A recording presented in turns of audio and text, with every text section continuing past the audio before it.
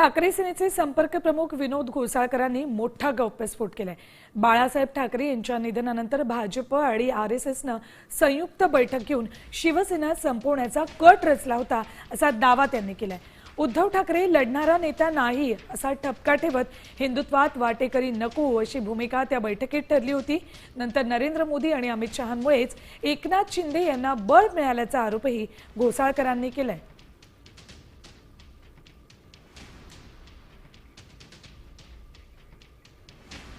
नंतर बाळासाहेबांनी त्यांचा वारसदार उद्धवजींना त्यांनी जाहीर केलं होतं पक्षाचा।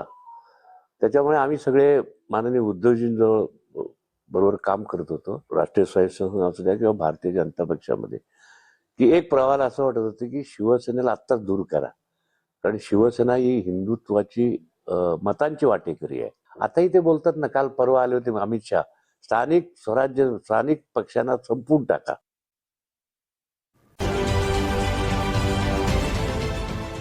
देश विदेशातील प्रत्येक घडामोडींचे लाईव्ह अपडेट मिळवण्यासाठी आता साम टीव्हीच्या सर्व सोशल मीडिया प्लॅटफॉर्मला लाईक, फॉलो आणि सबस्क्राईब करा। तसंच सर्व नोटिफिकेशनसाठी बेल आयकॉन प्रेस करायला विसरू नका।